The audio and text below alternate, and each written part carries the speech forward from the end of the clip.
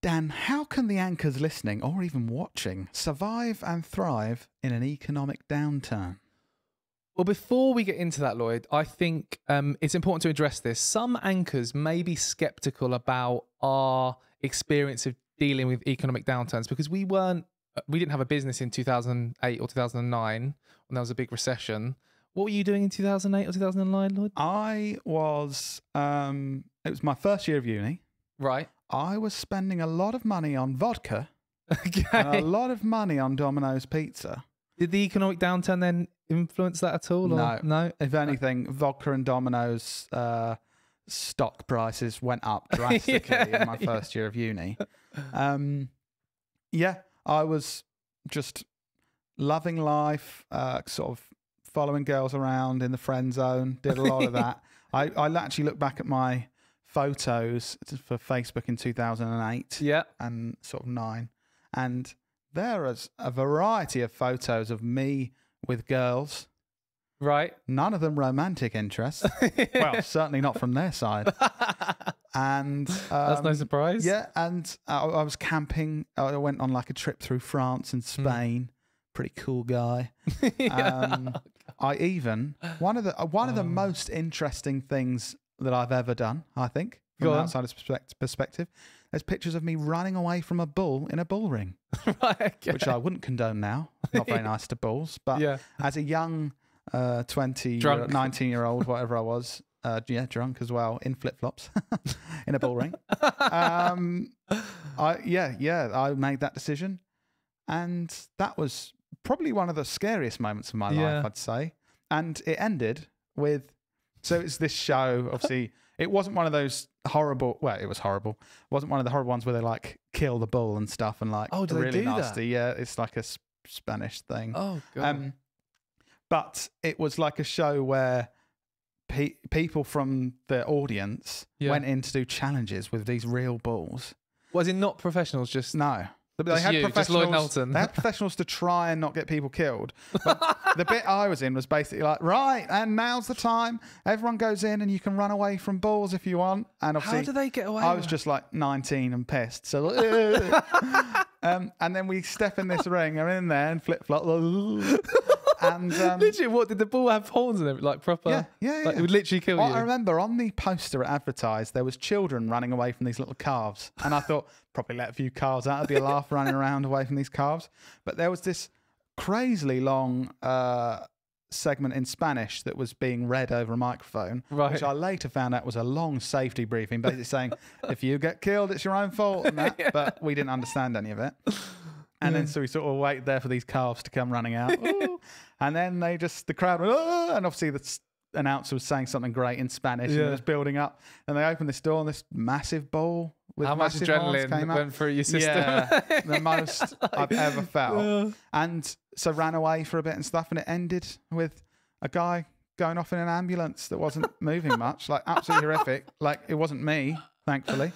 Did Mum and Dad know you did this? I reckon they would really tell you off. Oh yeah. Even now, even your kid goes away for the first time as like a young adult. Oh, what you been up to? Went in a bull ring in flip flops, drunk. Like it makes no sense. Yeah. Anyway, did that. Yeah. Like I said, that was the most exciting. 99% of the time was following girls around. Yeah. Being their friend, which is fine, absolutely fine if that's what you want from the relationship. Okay. So you weren't dealing with an economic downturn then as a business, so you don't have experience in that. No, I wouldn't say. Were you dealing with an economic downturn in 2008 then? No, I was 17. I just passed my driving test. Yeah. I was annoying Mum by always borrowing her car and bringing it back on flashing red fuel. Yeah. She didn't used to like that. Give it to you with a full tank. Wake up in the morning to go to work. Oh, no fuel. Thanks, Dan. So the point of this is we didn't deal with the 2008-2009 recession as a business, so we don't have experience in that. However, what we have a lot of experience in is dealing with something that was unprecedented. There's only one thing that I've known that's been described as unprecedented. Yes, and it was an economic downturn when it happened, which was COVID. Yes. Remember that? It feels kind of weird talking about it. People don't like to talk about it and stuff, do they? But oh, really? Well, I don't know. Like do you hear? Probably rubbish to talk about on a podcast. No, but I think People don't like listen to it. They literally switch off. They find other things to listen to. Our business was faced that when COVID happened. There was a lot that happened, and we learned a huge amount in that time. And interestingly, at the time, most businesses were kind of furloughing all of their staff and that kind of thing. Do you remember we went on lots of like long walks and discussed what we could do? Had no work to do, did we? Yes. Basically, a lot of our clients kind of, like anyone, it was a lot of uncertainty and didn't know what to do. So they all just paused everything. Yeah. And we were like, what on earth are we going to do? We've got bills to pay. It is interesting looking back. I remember we went on lots of long walks, and we were obviously, it's great for your mental health when we're in lockdown, all that sort of thing. Went for long walks and discussed what to do with the business and that kind of thing. But what is crazy for me now, like now it's like, right, how can we use our time most efficiently, all this stuff, and get this right? And I just remember we were starting the days, we were like, should we just go for a long walk and try and plan some stuff, and then we'd get back at 1 p.m. from this long walk. Be like, okay. And like now I just don't. Yeah. But Dan, just to kind of show, I guess to give us a bit of credibility, to know how much of it was a struggle and how we turned things around, and how hopefully the lessons we learned from that might help in this kind of economic downturn. I looked back, and in March, where it kind of March 2020 kicked off, we only had £6,000 income to the business in that March, because all of our clients like stopped projects, like new things didn't come in, that kind of thing, and we made a really big loss. Okay. In our notes, you put £6 income. I was like, sure we had more than that. No, 6,000. Yeah. We made a really big loss. Obviously, it was that big shock. And at that point, everyone was kind of thinking, so, I mean, is everyone's business just going to immediately fail? And, furlough hadn't been announced, all this stuff.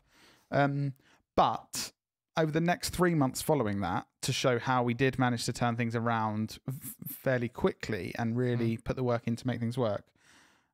In the next 3 months, April, we made a £10,000 profit. May, we made an £8,000 profit. June, we made a £15,000 profit. So from a point where actually nearly all of our clients cancelled the work, new projects that were just about to drop, they just were like, no, okay, we can't spend any budget. We went from that point to literally a month later turning around to make a profit and continue to make profits in that tough time. And I think one of the main reasons for that was, like on the long walks, we were very proactive in trying to figure out a plan and specific things that we could do to overcome that situation. Yeah. We didn't just let it happen to us. We were like, right, let's actually plan for this and let's take a number of different steps. And in this episode, I think we're going to share those steps with the listeners. So now's the time, anchors, for you to learn from these absolute recession gurus, Lloyd and Dan Knowlton. And obviously, as a caveat, guys, we always say this, but we're still learning. So obviously we're not perfect, and it's not like, oh my God, we're such experts in everything.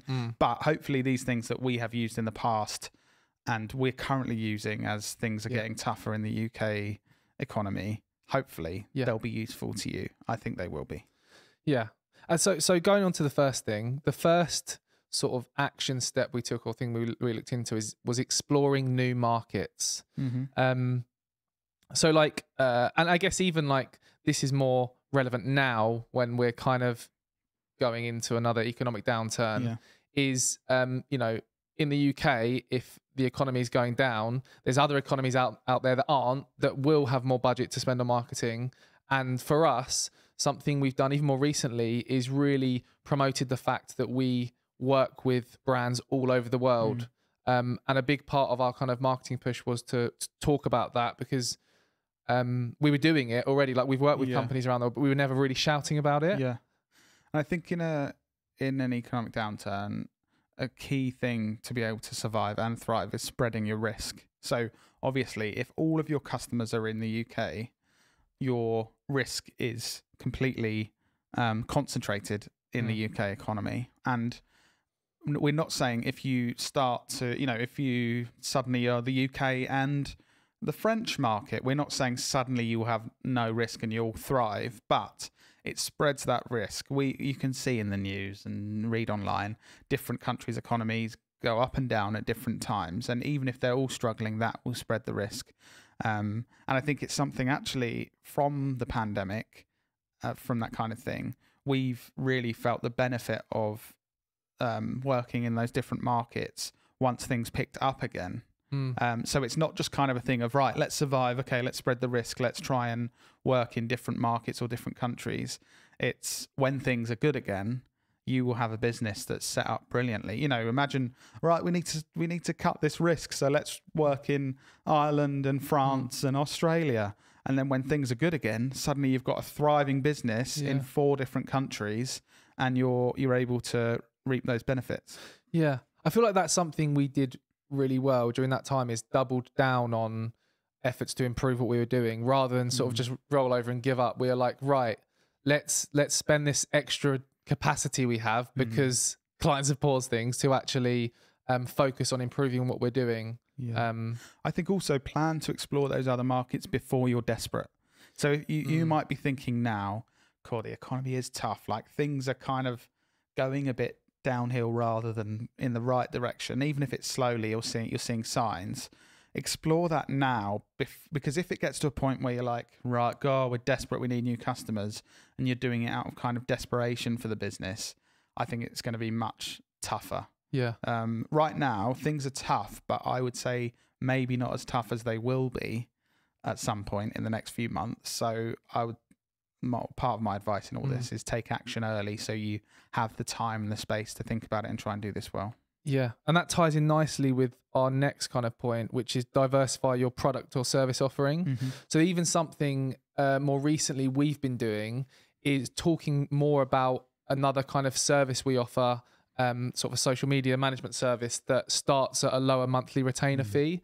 Knowing that people are, budgets are tightening, we've focused more of our marketing efforts on talking about that kind of, I guess it's something we've done in small amounts previously, but now we're really pushing that additional service. So anchors listening, think about what, during an economic downturn, what kind of mindset will your customers be having, and what do they need that you could provide for them? And it could be a different variation of your product or service that could be more affordable, or could be shaped to their kind of needs during that time.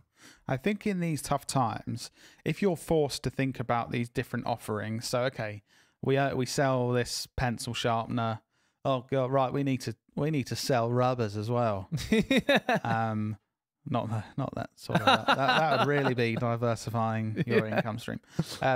And pencils, you might do that, like I was saying before. It might be out of a bit of desperation, out of like, oh God, right, we've got to think of solutions here. Let's think of different product offerings, different service offerings, different things, different revenue streams. But that will allow you, if that helps you survive the economic downturn, that's like amazing to help you thrive once you get out of this, having those. And that's something we've really found over the last couple of years.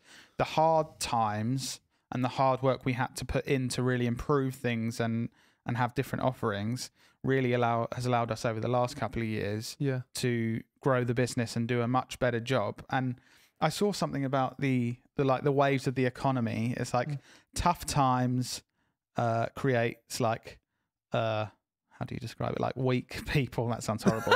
No, tough times, sorry. Creates like strong people. So, and they were talking about this in like decades of different, how the economy goes. But like, I think in a business, the tough times creates like strong people and a strong business. And then you have a period of going up, but then maybe things for a couple of years will be a bit easier and you don't need to be perfect to thrive. And then so those good times kind of create a weaker business and weaker people within it.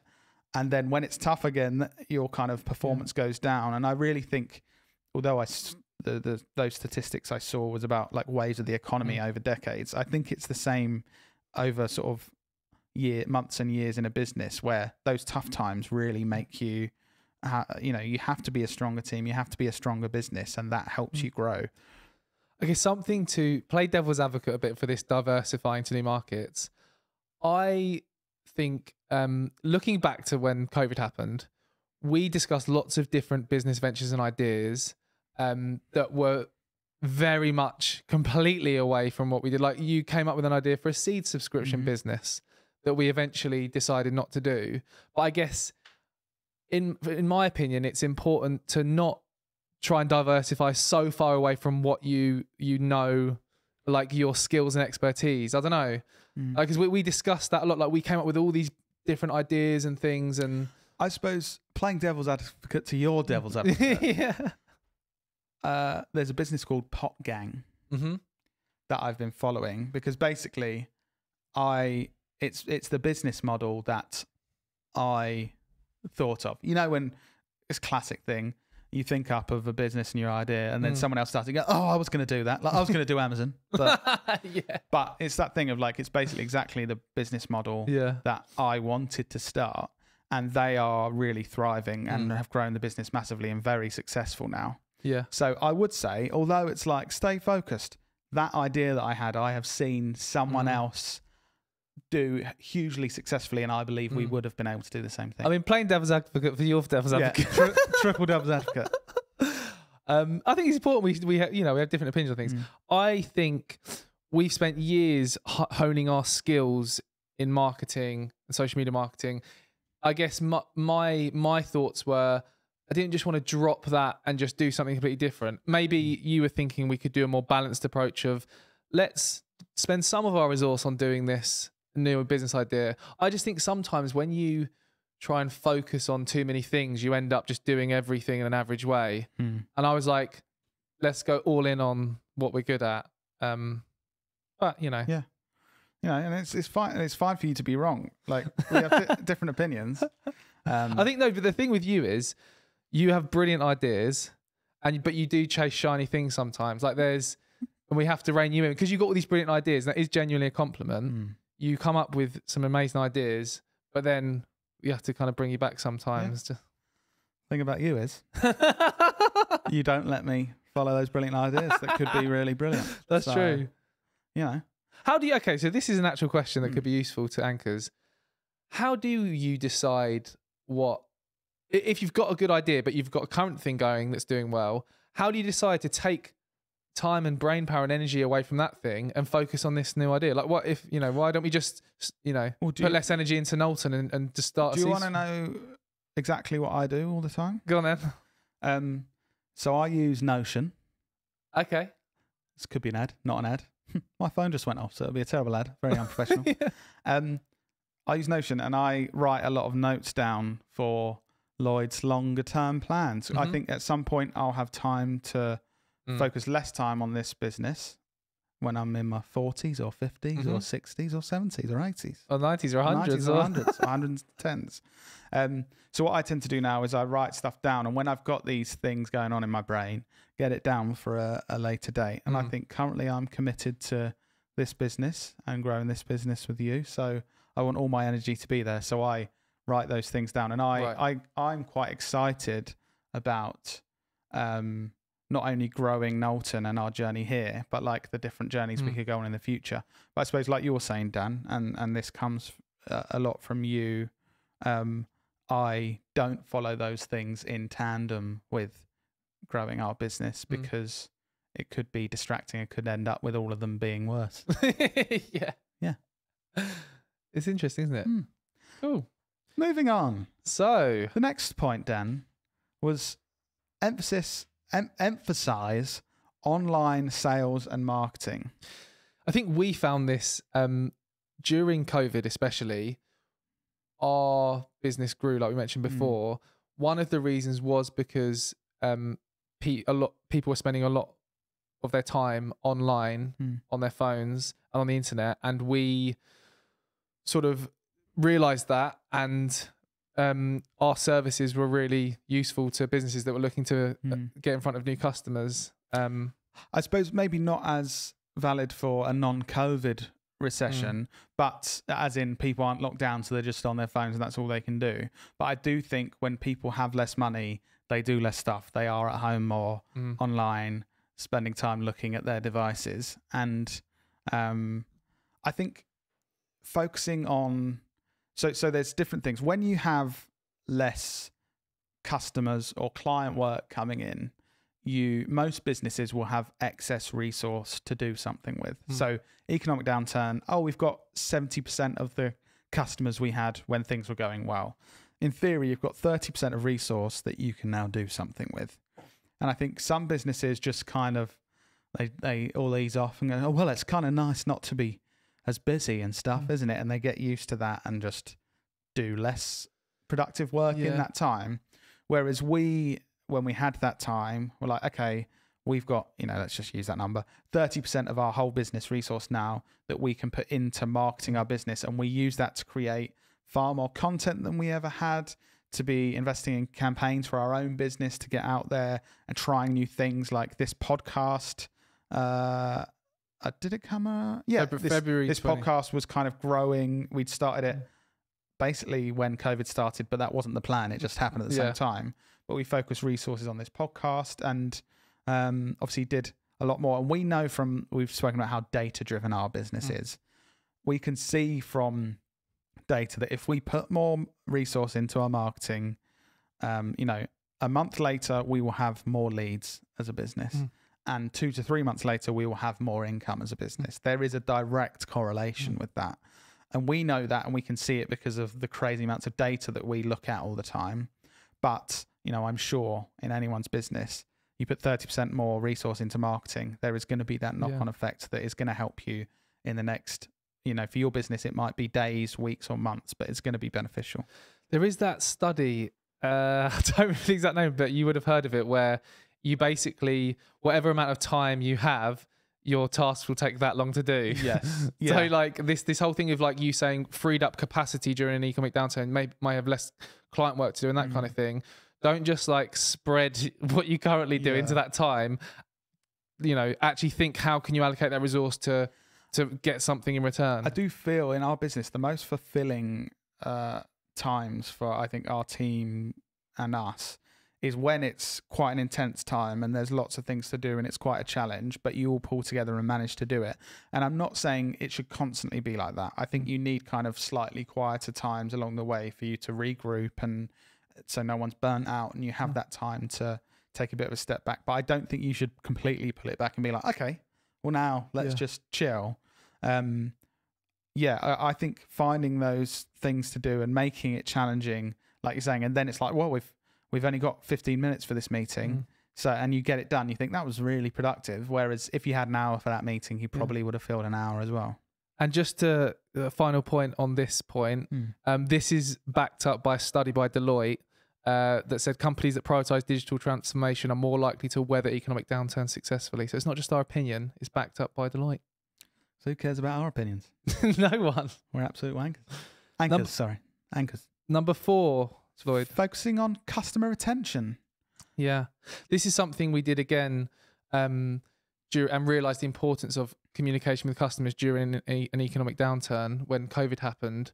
Actually speaking to your customers and figure out what their position is can really help you.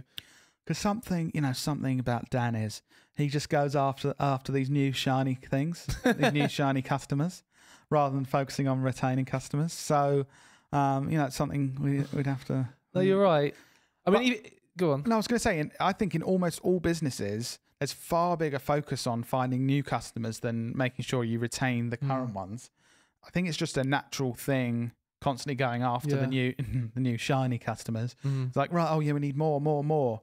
And we've certainly learned, we've had a couple of times over the last few years, Dan, haven't we, where we've realised actually even like we could have improved the way we communicated with clients at the end of a project just to even see if they wanted to follow up with more. It wasn't like, we did a bad job so they didn't want to do more stuff. It was like, we didn't actually even sort of have that process of discussing what they want to do in the future and see if they want to work with us on an ongoing basis, because we were focusing all our attention on getting new work in and new customers in. Exactly. Even more recently, we've focused on improving our kind of account management further to ensure we're regularly in contact with our customers, asking them how things are going. We're bringing in new kind of surveys that we're doing during the process. Even something new, actually, we're bringing in is surveying customers that we've potentially pitched to and didn't choose to work with us, may have chosen another competitor, and asking them sort of why, because those insights are going to be really useful to us to learn. Was it the way that the ideas we pitched, or the way we presented, or budget, or and that will help us improve and convert more in the future. I think for product-based businesses as well, if you manage to increase that average order value, or if you manage to increase the amount of orders that someone places in a year with you, that will have a massive effect compared to the cost of going out and trying to find those new customers. If currently you have like your average customer spends £11 a year twice, and so it's £22 income, if you can make them buy 3 times from you, you're upping your income by a third. Or if you can manage to have a kind of upsell with something great you can add on and make the average order value £15, that's going to have probably a bigger effect than finding a few more new customers. And one of the best ways to figure out what that should be is actually asking them. Like they may be thinking, oh, you know, for your sharpener example earlier, oh, I always buy their sharpeners. I wish they sold rubbers as well so that I could buy them all from there rather than going to all these separate places. And if you just surveyed them saying, what other products would you consider buying from us? That could completely change your business. Yeah. Great. This is a point that, I don't know, a bit of an interesting one. It's cutting costs without sacrificing quality. I think some people would look at that and think, well, how can I cut costs without sacrificing anything? If it was that easy, then surely we'd all just cut loads of costs and it will still be the same. I think when things are going well, like looking back, like pre-COVID, when things are going well, it can be very easy to become complacent. You know, you start purchasing extra things like, oh, let's get this, let's get that. You know, let's invest in extra software, let's upgrade this. You know, everything's going well, and your costs like slowly keep rising and rising. And because things are going so well, that's fine. And it's, you know, you don't notice any negative impact of that. But when things start to not go so well, then you can really realize like, oh, we're paying, for example, software was something that when COVID happened, we really looked at what are we spending money on in terms of software. And we realized there was like software that we just signed up for because at the time we used it and we just hadn't used it in months. But because things were going so well, we were just like, let's just keep that just in case. You can really cut back. I think in times when the business is thriving, you're not looking for the extra 13 quid a month that's being spent because you think, what's that? We've got things. In reality, if you can focus on things that you think are going to be more valuable than £13 this month, this is an argument that I have sometimes, which sometimes I get pushback on. But there was a phone contract that needed cancelling. And I kind of was like, well, it's going to cost £22 this month.